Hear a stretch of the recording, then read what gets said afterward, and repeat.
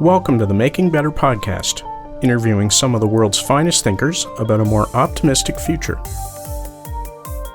Now, here are your hosts, Chris Hofstadter and Dr. Francis DiDonato.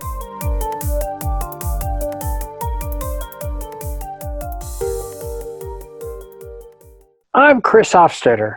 I'm Francis DiDonato. And this is episode 10 of the Making Better podcast, featuring Yvette D'Entremont, known to the general public as SciBabe. Yeah, I had a lot of fun talking to her. I think as a scientist, I love when other people are as diverse in their interests as she is, not just science, but other things as well. Yeah, you don't find too many science communicators who also talk a lot about pornography. She's definitely one of the sexiest guests we've had on. It's unusual for me as a scientist to expect someone to be quite as fetching as this guest. So with that said, let's get on with the episode. Yvette D'Entremont, welcome to Making Better. Thank you for having me. Yeah, very exciting to have you today. Welcome. You're known as the Science Babe, but you also do a podcast about porn. SciBabe. There is another woman, Debbie Berrebiches. She is a physicist and she is a science babe. So there are two for the price of one. Oh, so you are the SciBabe. SciBabe, indeed. How did you get started in science? Well, I needed to choose a major, and I actually doubled majored in chemistry and theater. And chemistry was because I wanted a career, and theater was because my father didn't hug me enough. Could have been worse. He could have hugged me too much. Look, it's my childhood. I will cope with it how I want. The awkward silence on that joke is always great. People don't know whether to laugh or to go, "Aww." So after I got my degree in chemistry, worked for a year in sales, hated sales.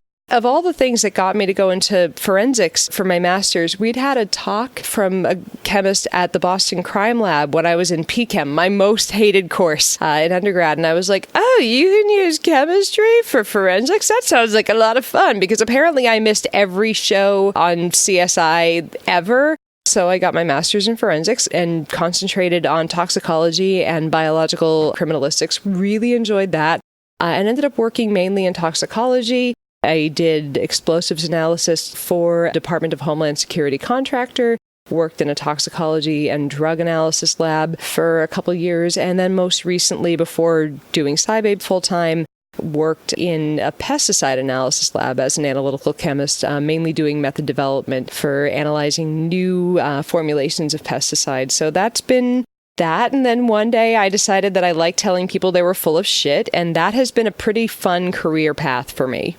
Oh yeah, and now I analyze porn for the plot. For fun. When I was told you were going to be on the show, I saw the work you had done regarding Roundup, and I was really surprised to hear you sort of be an advocate for its safety, because there's very few people that are in the media at the moment who are doing that. So I told the guys from our show that I was going to do a literature search on it, and I was going to confront you with the data and see if your analysis could hold up to scrutiny. Well, I did the literature search and I got nothing. So this is our big confrontation, is that you're like, oh shit, I have nothing to say. There's like almost no evidence to suggest it's a carcinogen. That was just so surprising. Do you find other people are surprised? Yeah, it would have been so much easier if Monsanto was just 100% evil. It would have been easier if all the documentaries were right? I wish that everything we saw on Netflix was real. I wish that there wasn't all this misinformation and mixed information going out to consumers about the safety of their food. But I mean, the truth is, I don't want to let this go unsaid. There are still problems with safety in the food chain and the food supply. Let's not cover that up. But we do have the safest food system and the safest way of growing food that we've ever had in history now. And Roundup is a part of that. We left much more toxic pesticides when we moved over to pesticides like Roundup. And I just want to clarify one thing before you get emails about this. Pesticide is the blanket term for all of the other asides. So an herbicide is a pesticide. Pest is not to denote insect. Insecticide is also a pesticide. Herbicide is a pesticide. Fungicide is a pesticide. So there you go before you get emails. I must add, though, that it's not that there's conclusive data that it's absolutely safe. It's just that there's very little data to suggest that it's not. Basically, the data does not show that it's carcinogenic or that it builds up in the system or that there's long-term toxicity. The LD50, the TD50, the measurements that show that it's going to cause you the types of things that proponents of organic agriculture or the people that are very scared of it, the things that in the scientific studies would show the type of harm that they're indicating are just not there. It's not the danger that people are making it out to be. Technically, it's not as bad for you as table salt on just a plain old measurement of toxicity. It's less dangerous to you than caffeine and salt and aspirin. I think those measurements jar people, and then people always come back with, but what about long-term carcinogenicity? And same thing, there really isn't evidence for it. And if I see evidence for it, I will change my goddamn mind because I eat the food too. Just to give an example, aspartame, of all things, that I have defended because it's been studied so thoroughly. There came an announcement from, I believe, the European Food Safety Administration that aspartame needs to go through some more thorough testing because some of the tests don't hold up to scrutiny. And I was horrified. I want to look more into this report. But the fact that this even came out bothers me, that there might be some validity to this and that I might have been wrong or I might have been fed bad information or that these tests were not held up to enough scrutiny. And I looked at the scientists that put out this report. They don't seem to be alarmists. I'm always willing to relook at something that I thought I had known for a fact before, but man, do I like my aspartame, and am I going to be disappointed if it's not safe? When we do hear about problems in the food supply, in the United States at least, it's usually E. coli, and it's usually coming from organic farms. I mean, the whole Chipotle disaster. It was precisely because of how they source their food. I do not want to bash on organic here because I think organic farmers, they do put a lot of care into the food, just like conventional farmers. But part of the way of how they fertilize their crops is still through older means. A lot of times it's through fertilizer that comes from a cow's butt or from, it's poop. Where do we get microbes that aren't always conducive to human life? Yeah, it's poop. That's where E. coli comes from. Please just wash your produce carefully. I literally do talk about the plot lines in porn, so we could talk about that if you want. We've done a few nerdy ones. We did the Avengers, and you would be surprised at what makes a parody porn good or bad. And we really like doing the parody ones because, there's something that the audience can kind of sink their teeth into because they're familiar with it. And you would be amazed at what makes a bad parody porn.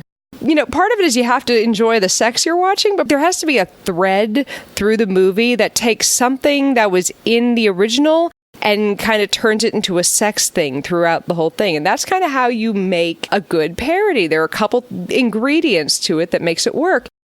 We got Tom Arnold on the show. This is what I get for having an occasional celebrity who follows my writing.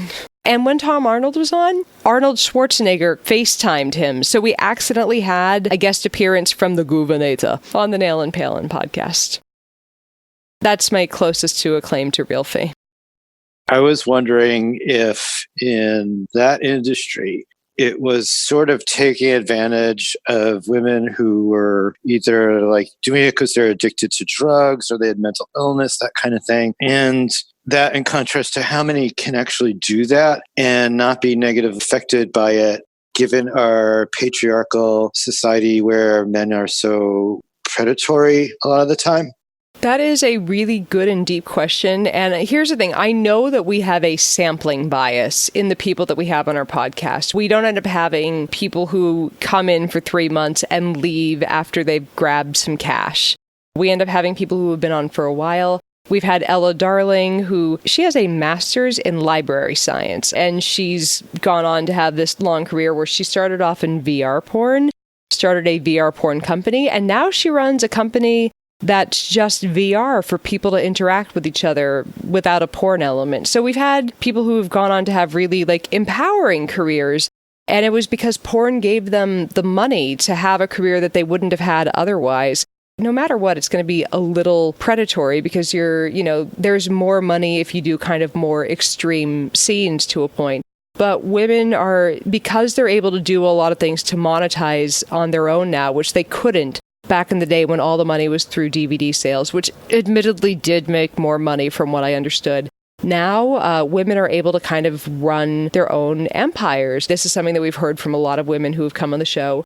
They can run their own fan site where people can buy clips exclusively. Fans can request, and the porn stars don't have to say yes to it, but fans can request a specific clip from a specific porn star. They can ask, can you make a clip in which you masturbate with X thing? And the porn star, for a price, will say, yeah, they'll do it. We're living in a golden age of porn. Women are in charge of what they're doing with their body more. They'll mix up a few nights of featured dancing with a day of doing a scene. They'll do a trade for scene with someone. There's a lot more autonomy now than there was years ago.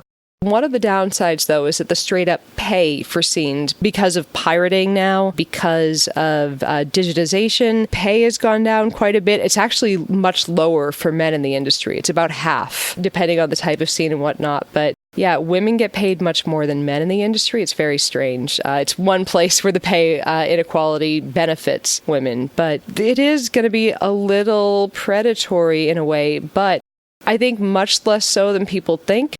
There is weekly STD testing in the industry, mandatory. You are safer having unprotected sex with someone in porn than you are almost anyone else on the planet. And it really does take much better care of its people than I think a, quote, civilian would think. Are you familiar with John Ronson's work, The Butterfly Effect? To a point, yeah. I think one of the things that alarms me is that I have a 14-year-old son.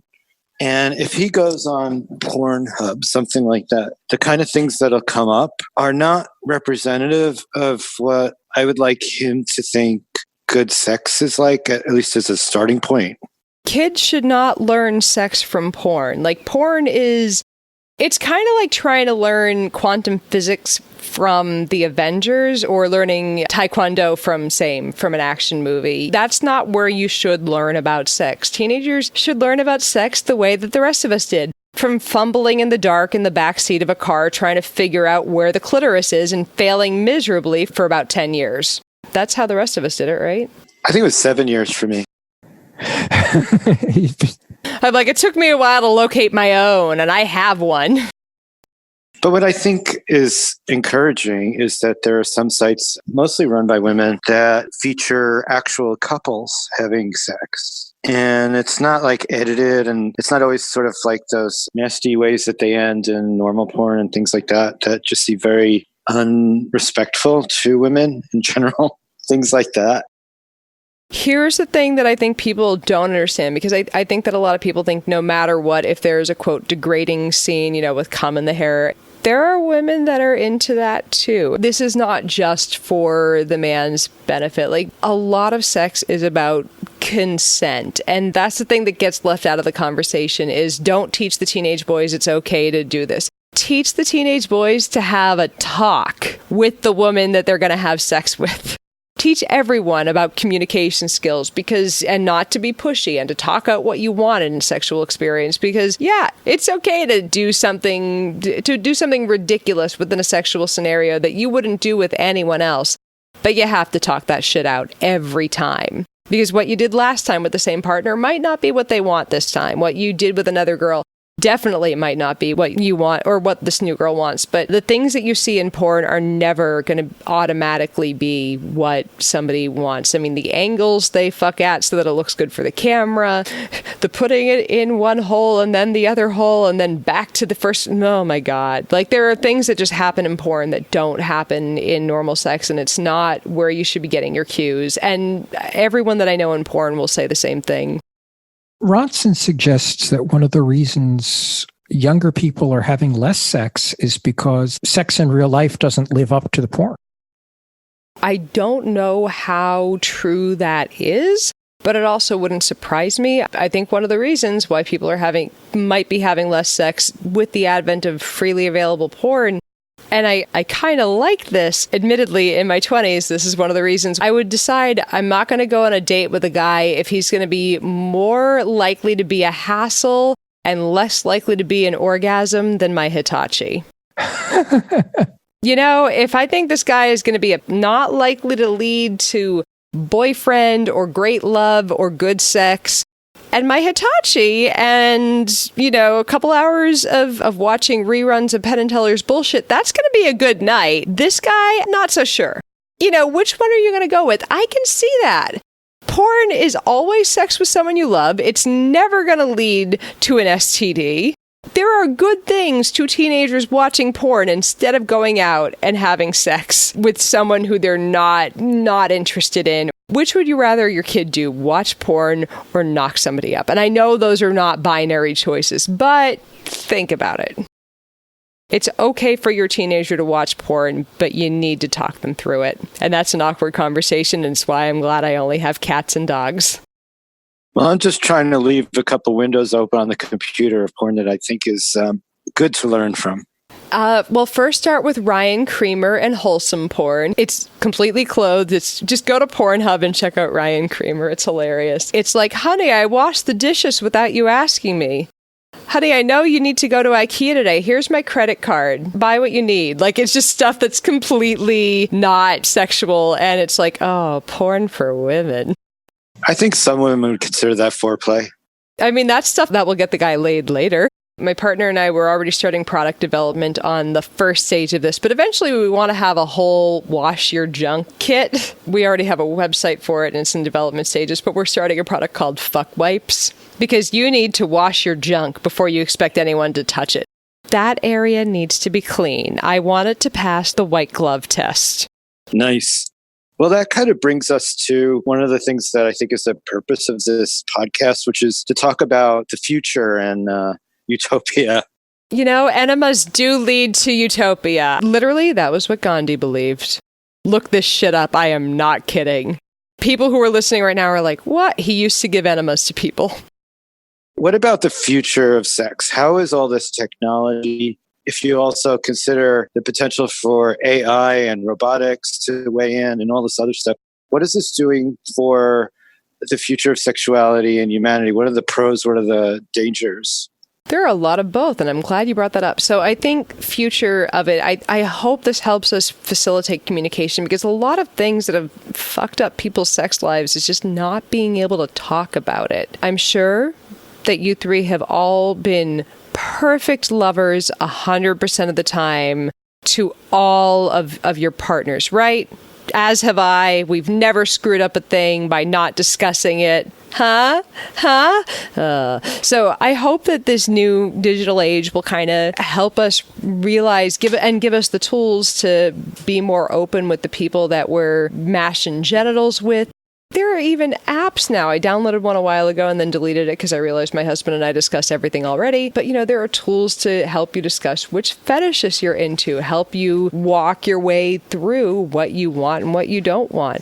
And people are getting more open with it. What's on the back end of that? I mean, is somebody building an expert system or an AI based upon all the data you put in, and they're going to have the privacy problem that exists on Facebook becomes like a really explicit privacy problem? That is a terrifying possibility. Like, how safe are your porn preferences if they're anywhere online? How does your life as a porn podcast host dovetail with your interest in science and science communication? It's a very interesting dichotomy because I try to write about science with a big old heaping dose of humor. I wanted something to add some levity to what I do. I was kind of at a point with SciBabe where part of me wanted to pack it in, really. I was deeply depressed at the time. The week that we launched, it was, I don't know if you guys remember this happening. I'd just been sexually harassed / assaulted at a conference, and that kind of blew up my life for a while.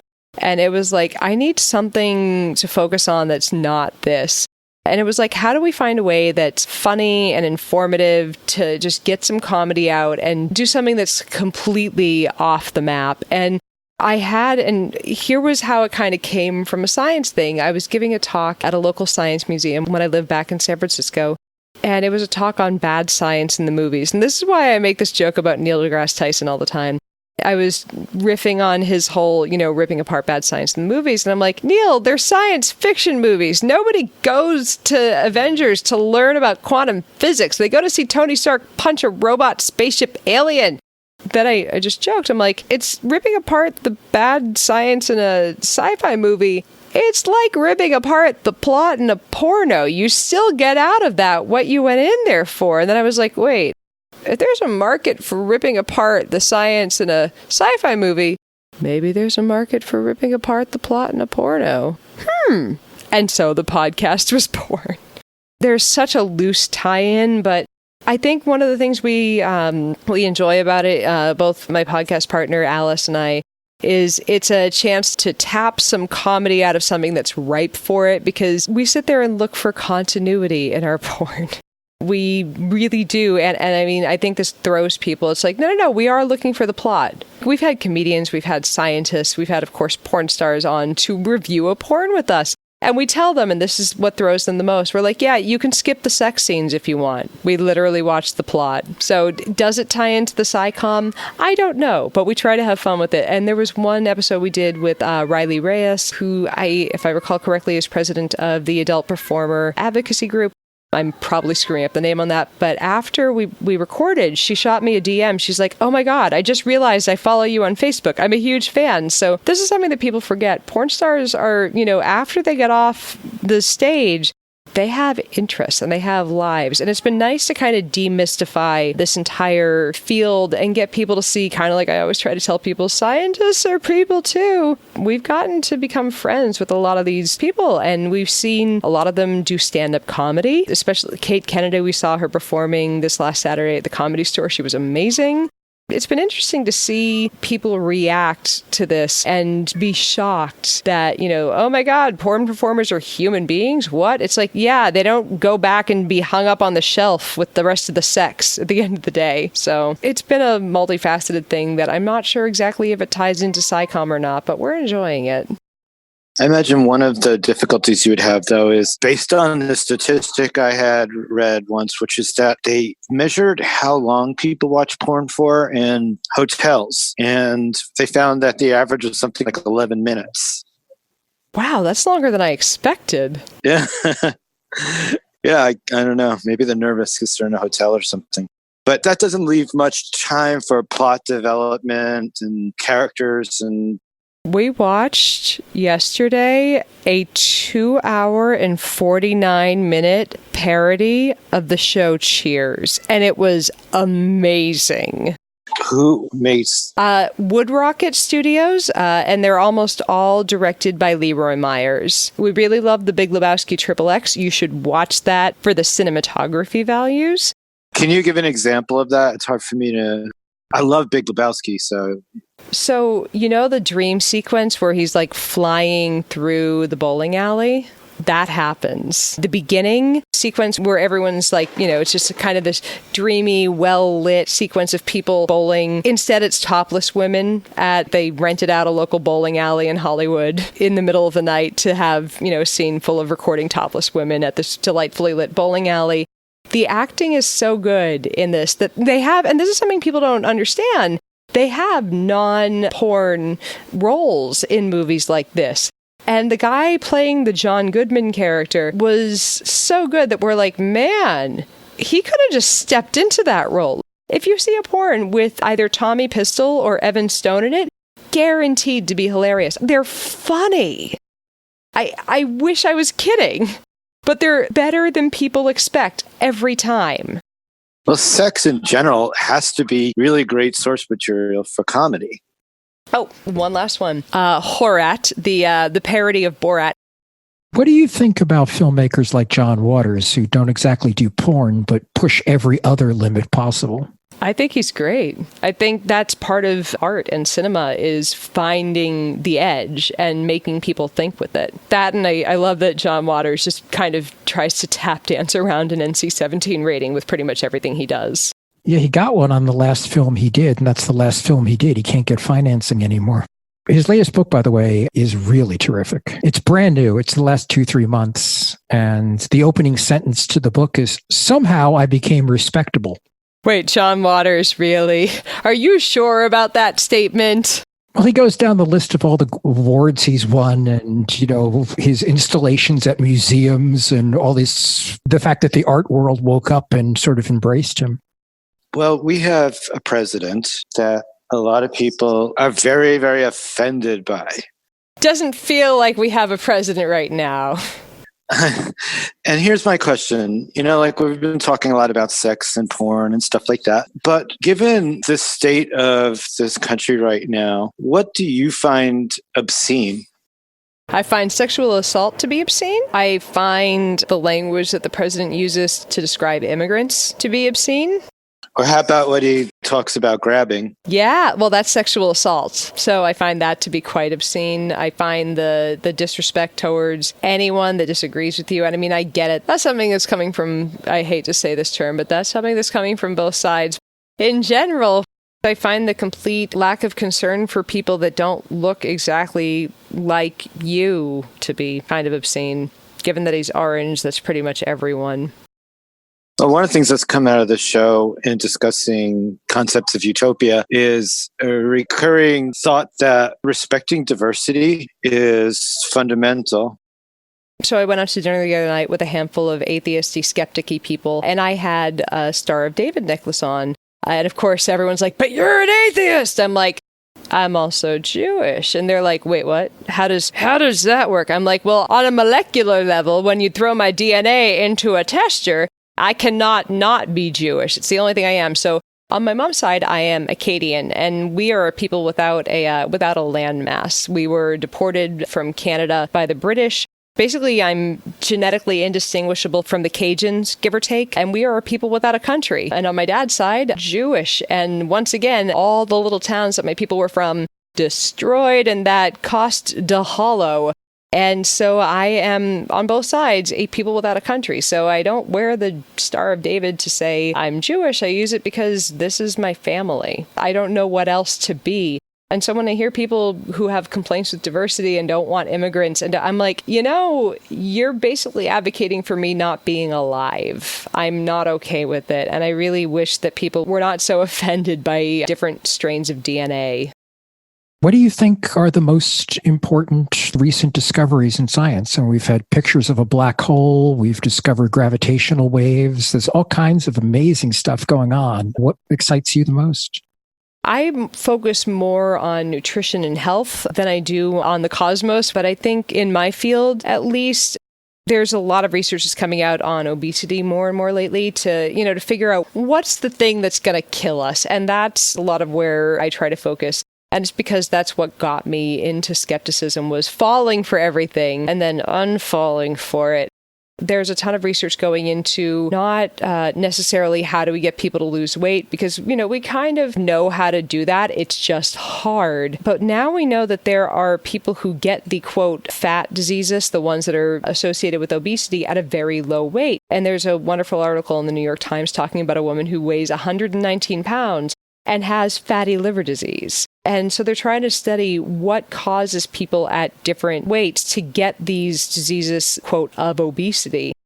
And from that, they can look at what medications can be used to stave this off, or to see what gives people a genetic predisposition to these diseases that we commonly associate with being overweight. So it's like, is it a genetic quirk? Is there a way to fight this? Is there a way that we can manage this along with managing weight? But, if there's a way to keep the diseases that come with this at bay for people who are at a manageable weight, obviously get keep weight into a healthy range. But, there have to be other ways to fight these while we're trying to, keep calorie control and exercise as a part of the solution. And I think the fact that they are looking at these answers is pretty wonderful right now, because it's something that really hadn't been explored for a long time. Where do people go to learn realistic things about diet and health? I mean, because every tabloid at the grocery store has the beef and beer diet, or, whatever the fad diet of the week is. Everyone wants to lose weight on bacon, right? Thus the basis of the keto diet's appeal. And here's the thing. Keto will make you lose weight. even me, who wrote an article ripping keto to shreds, will tell you, if it makes you lose weight, if it makes all your numbers healthier and your doctor and a registered dietitian say, yeah, this is a healthy option for you, go for it. But I've recently lost 50 pounds and I didn't do it by following any set diet. I just counted my calories. I kept track of what I was eating. I had ice cream on a regular basis. I had tacos a few times a week from my taco truck, not that I measured out. And I just kept track and lost weight. And that's the thing. Calorie counting is hard. It's a pain in the ass. Even registered dietitians are bad at it. People underestimate what they eat. And that's a big part of why we gain weight. And people want an easy solution. And it's why they grab a diet book. They're like, if I just cut out this macronutrient or this food, if I cut dairy, if I cut meat, if I cut the rice, then it'll all go away. And all of these types of things, they're cutting calories. Each thing you do is just a way to cut calories. So, you don't have to be afraid of certain types of food. You just have to figure out how to make it manageable. Like if you're a person who can't put the ice cream down, don't buy the ice cream. Leave it for special occasions. I mean, if you want good information about how to lose weight, ask your doctor for a referral to a registered dietitian, not a nutritionist. That is not a protected title. I could call myself a nutritionist tomorrow and no one could stop me legally, which is why you shouldn't come to me to ask me how to lose weight. I'm not a medical professional. Go to a registered dietitian. That is the best advice I can give you on this. It's partially because a diet book, a website, they don't know your health. They do not know your numbers. They don't know your history. They can't ask you for a food diary. Diet is largely personal, the way that you get to a diet that you can manage long term. And I don't mean diet in terms of like calorie restriction. I mean the way that you eat long term. It has to be sustainable. It has to be something that works for you. So please, a registered dietitian. One of my favorite science terms is elegance, used to describe when an experiment is done or there's a finding, and it just has this simplicity and this harmony and perfection to it that is almost, it's just very inspiring, almost sublime. I was wondering if you've had experiences of that. So I have worked mainly as a chemical analyst. So you hand me a thing, I have to put it through a series of extractions and put it into a machine and see if that machine doesn't break. Both doesn't break with the way that I extracted it and analyzes it really well. And I don't know, it's hard to describe that as an elegant process. But there is something that I find very beautiful about the fact that we can manipulate the chemical processes of these various polarities of all the solvents we're using. I'm told, hey, we have about 20% of the target molecule in this vial, and there are a bunch of binders and a bunch of other things that we've used in there. And you have to get all those other things out without losing a single percentage of this and tell us exactly down to the 100% how much is in there. And I think there's something beautiful about the fact that we can make a method that, just from scratch, from what we know about all of the different items that we're using to extract this, we can make a method that consistently will tell us to the 100% from solvent to, minutes of extraction we need to shake this thing out, to filtering, to which column we're using, to runtime, to ramp temperatures. And we're eventually going to get a readout that tells us consistently what's in our mystery liquid. And that was what I really loved about what I was doing was that process of making that. And at the end, having my organic chemist and my formulations chemist being able to give them that readout that said, here's your thing. And they trusted my results. There was something beautiful about that to me. And that's what I missed that about the lab. So I like my writing, but I really did love the beauty of analytical chemistry. Well, beauty is one of our favorite topics here, and you are such an open person. I'd be curious to hear you elaborate on other things in other areas that you find beautiful. My master's is in forensics. I know forensics is a messy, gross, horrible field where we always think about, dead bodies and things like that. This is not a beautiful thing by virtue of looking at it, but I find something elegant, I think, about the fact that we can measure the stage of maggots in a human body, the stage of maggot development, and determine when someone died. And now there's also entomotoxicology, where you can measure the amount of drugs in a bug and get a rough measure of what the drugs were in someone's system around when they died. Please don't quote me on that. Please check with an expert. I've been out of the lab for a while. You should check with an entomotoxicologist for the exact on that. The fact that we have all these tools now, that's something scientifically wonderful and beautiful to me, that I look at it and go, these tools are something that we could have had, that I wish we'd had for much longer, that there's not enough of. Well, that's the second time on our show that maggots have come up. Yes. I do what I can to bring up gross, beautiful things. We had Emmy Thomas, the author of Confessions of a Sociopath, on as a guest. She's an actual sociopath who's trying to work to make life more livable for people like herself. And she was telling us that there's some Instagram page that has all this really weird medical stuff that she's just obsessed with. And nice. It's all really gross stuff. It doesn't surprise me. Sociopathy is I've read a decent amount about it. And it's like the fact that I think it's something like 4% of the population have a degree of sociopathy. It's interesting to think that there are, within that group, there are a lot of CEOs, there are a lot of surgeons. The percent that become criminals and serial killers is much lower. But if you go into jail and you meet serial killers and other types of criminals, good chance you're talking to a sociopath in a lot of those situations. or in politics. Oh, yeah. Anyone who's a professional liar, or there are a lot of symptoms: lack of empathy, inability to connect, lying about things that are completely unnecessary to lie about. But, then there are sociopaths who have kind of gone, oh, I have to fit into society. And even though I don't feel like there's a reason to be honest here, I probably should. So there is learned empathy in some cases. Have you ever met a friend who you suspect is a sociopath? Francis and I used to hang out at CBGB all the time. And there was one guy there we were absolutely certain. And he was violent. And he was the only person I was actually, I can remember being actually scared of. Well, the punk scene, given its nihilism, was sort of an attractive environment for people who were that type of sociopathy, I guess. I hate throwing a clinical diagnosis on someone. That is not my expertise, but just going by behaviors, I think I have known at least two that I could just be like, yeah, if these guys aren't sociopaths, I am not capable of understanding human behaviors. People who just lie all the time and rile up shit amongst their friends and can't hold a steady job. I've known a few of those, and I'm like, either a narcissist or a sociopath. They're really close. But you have to know them for a while for that to be true. In my experience, the people who were probably the sociopaths that you came to know in your life were amongst some of the most charming, charismatic people you've ever known. I had dinner recently with two friends who they're both diagnosed. So it was me and them, having dinner together. And honestly, I had to struggle at times to even notice, because it's strange how invisible and maybe it's sometimes in some situations unimportant it is.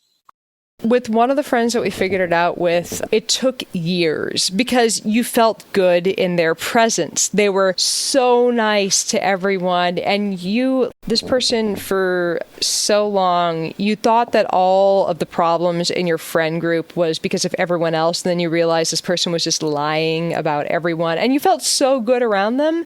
But years later, the person who had been her best friend for a decade up and friend dumped her. And I'm like, this is interesting. So when I moved to the West Coast, had a phone call with her and we talked out everything. And she's like, yeah, she said all these things about you. We went through everything, figured out all the lie, all the completely unnecessary lying, all the behaviors lined up with sociopathy. And that's the thing, is that charming, really manipulative, lied about unnecessary things that just made no sense unless there was an underlying pathology there. And it was just, some of them were just grandiose lies that made no sense. And like I said, unless either a narcissist or a sociopath, and so many of the things are interchangeable. But it was so strange to look at it and go, wow, we think there was this sociopath, in our dorm for all these years, one of our best friends living with us for all these years, collecting our secrets for all these years. But now Facebook will do that for you. Yeah, Cambridge Analytica is our new sociopathic friend. I mean, an AI that even if we can, jump 20 years into the future or 50 years into the future or whatever, an AI that became self-aware is probably going to be a sociopath. There's a new documentary on Netflix on Cambridge Analytica. It's terrifying. People that worked for it that kind of left and, should we say, told on the company, in retrospect, they're like, what did we do? Because they're looking at Facebook telling lies at the congressional hearings. They're like, no, they definitely still had our data. They knew what they were doing. Mark Zuckerberg's lie. It's just, whew. There's a book called Zucked that was written by one of the early advisors to Mark Zuckerberg at Facebook. And Jim Fruchterman discussed that on the podcast. And it's a pretty scary book. Doesn't surprise me. Like, I remember when Facebook started, I was a senior in college and everyone's like, hey, our school finally got access to Facebook, because we were like Boston area, all the schools were getting access first. And it still took like till the end of grad school for me, but until Facebook was starting to become a thing. And then like it was, a few years of MySpace, Facebook. I feel like we should just all go back to MySpace. After Friendster went out of business, they released their database. And with 95% certainty, there's been a lot of progress in AI since. And just using the Friendster database, you could determine the sexual preference of somebody who didn't have a Friendster account, but was in the contact list of somebody who did. That study was published 4 or 5 years ago. I mean, Facebook and Amazon and Apple and Google and what I call the G Mafia, it stands for Google, Microsoft, Apple, Facebook, IBM, and Amazon. Their level of intelligence power right now is greater than any nation. This doesn't surprise me at all. Just check out, I think it was called The Hack. It was the one that I watched yesterday. They said basically they had 5,000 data points from every person that signed up. And from everyone that they scraped that was connected to everyone that they took the survey from. And it's just knowing how much data that they have on all of us. It's terrifying. Part of me goes, it makes me want to shut down my Facebook account. And then part of me goes, wait, what would happen to SciBabe? Like, that's the thing, is they know that they have us already. And it almost feels like it's pointless to unsign up. I haven't killed my Facebook account, and I know what it's doing, but all I use it for is to promote this podcast. Yeah, like, because I'm so online, I know how public I am. How would it help me to get off the internet the way I am right now? I don't feel like it would help me at all. If I wasn't doing what I did, I would shut things down.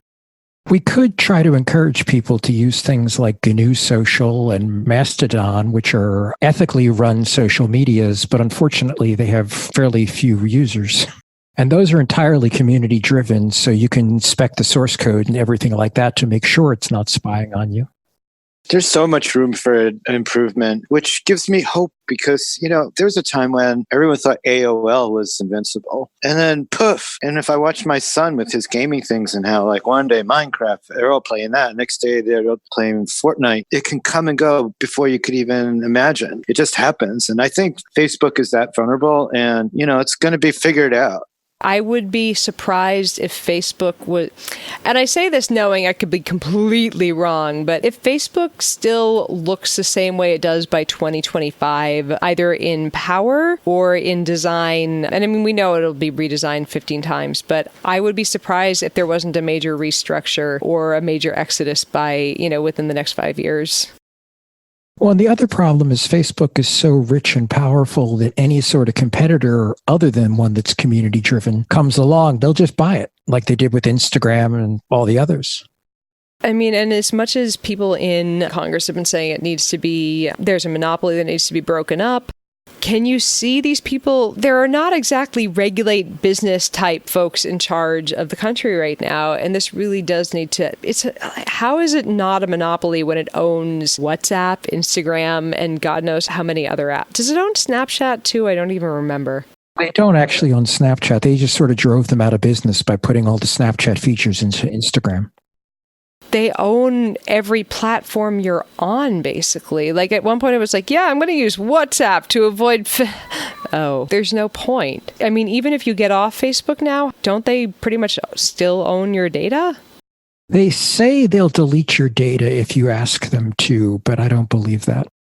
How many times have you, and this is the one place where I sound kind of conspiracy theorist, and part of me knows that it's just they drag your material from every place you've ever looked on the internet, but how many times have you just thought something or said something to someone else in the room and discussed it, and suddenly there's an ad for it on your Facebook or somewhere online? Tons. Yeah, and it freaks you out, right?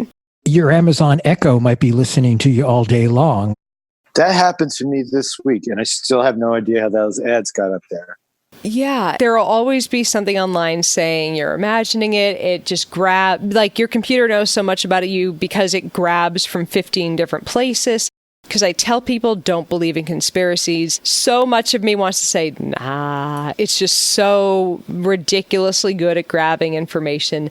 And then there's the other part of me that's like, you know, they lied to us about Cambridge Analytica, so they're fucking lying about this too. I don't believe in any other conspiracy thing, and this one makes me go, what the fuck? Like, sometimes it just doesn't feel like there's another explanation for some of the ads that show up other than, I never typed it in. I'll look through my Google searches. I'll look through things that I typed online earlier. And I'm like, why is there an ad for something I just discussed with my husband a minute ago and never typed in?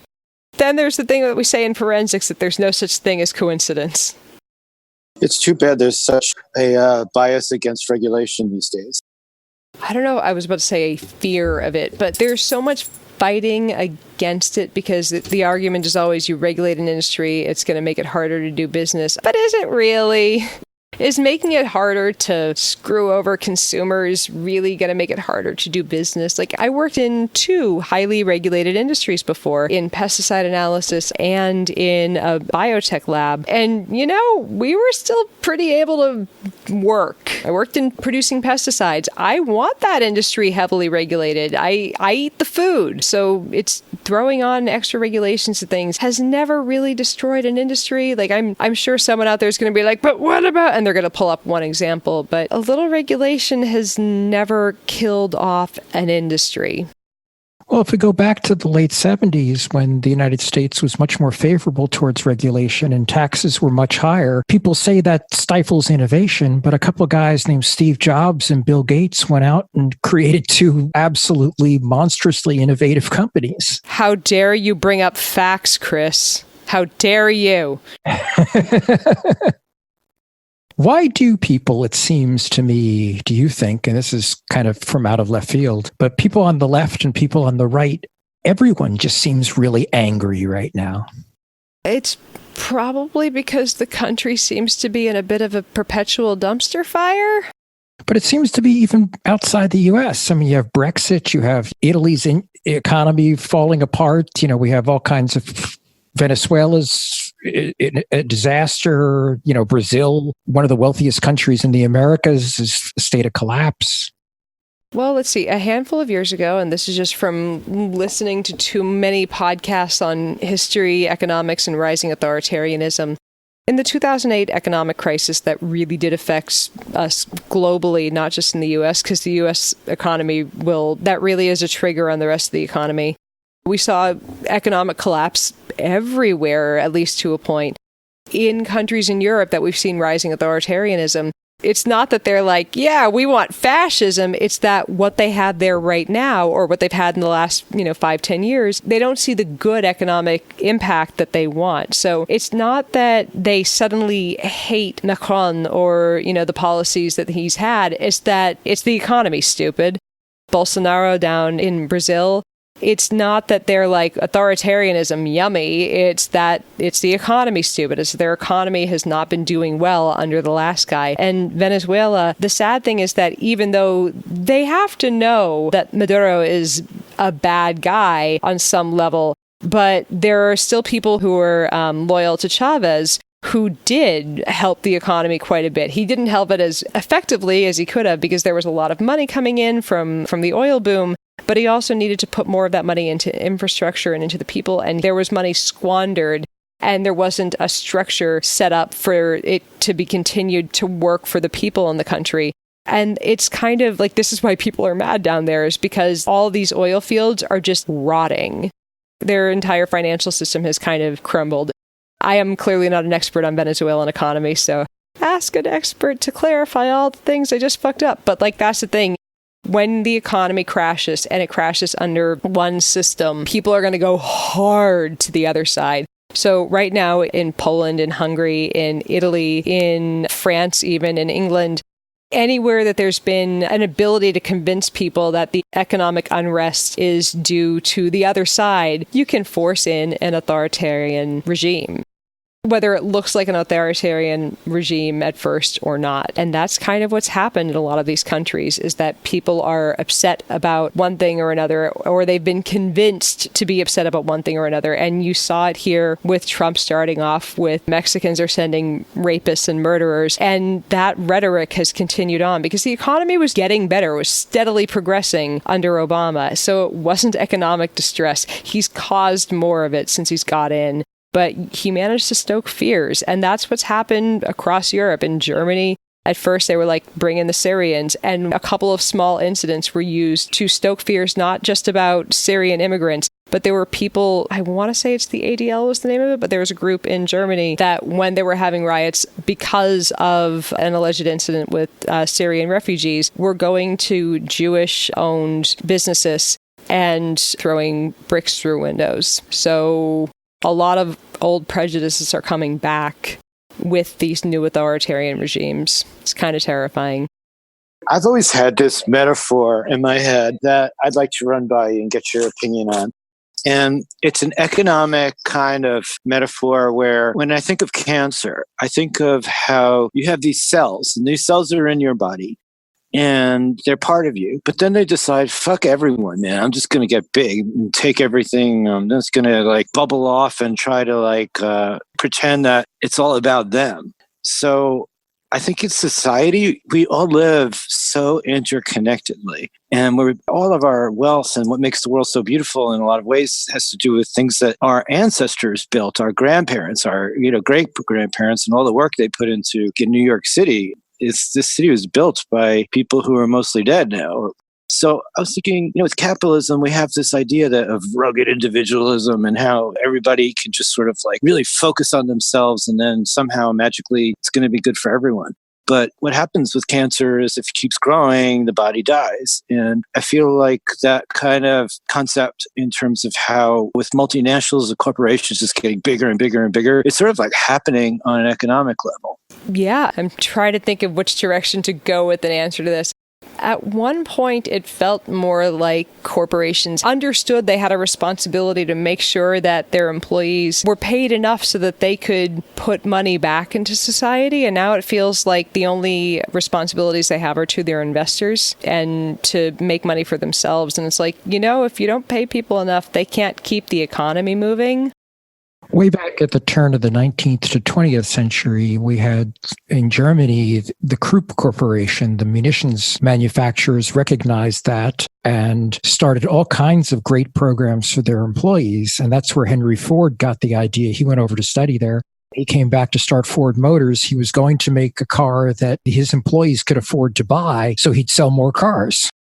I want to say good on you, Henry Ford, but he was also a virulent anti-Semite. Hitler loved the guy. Oh, he was a horrible person. Yeah. Him and Charles Lindbergh were kind of like the biggest Nazis in America, and I'm not being hyperbolic. The reason the Krupp Corporation and Ford did it was to stop unions. It wasn't to be benevolent. It was to keep from unionizing. This is why I drive Toyotas, because they're not Fords and they actually work well. We're running really long, so I'll just ask you the same last question we ask everybody, and that's what would you like to promote or plug or... Let's see. So if you want to find my podcast, you can check us out over on Twitter at TGOMpod. What is the name of your podcast? Oh, it's the Two Girls, One Mic podcast because we're classy and we talk about all things porn. I like to say we talk about the holes and the plot holes in your favorite porn. And indeed, we're the porn podcast that your grandmother would love. It is far less tawdry than you expect, and it really is just a comedy podcast. You can also, for my, quote, day job, find me over at the SciBabe on Twitter and Instagram and at facebook.com/SciBabe, where I talk about science with a heaping dose of snark. Thank you guys for having me on. I've had a great time. Well, thank you so much for coming on. We really appreciate it. We'd love to know what you think of our podcast. Please visit us online at makingbetterpod.com. And if you feel like supporting us, leave us a review or rating in Apple Podcasts or wherever you listen to us, or send us a donation. You can find the form for that on our website. Follow us on Twitter at makingbetterpod. You can also interact with us on Facebook. Just log into your Facebook account and search for Making Better. Chris Smart deals with the audio in Samplitude X4. Susan Hofstadter deals with any visual images and transcribes our interviews. Last but not least, Amanda Rush and Jackie McBride keep our server and website running well. Thanks for coming. Oh, dear. Whew.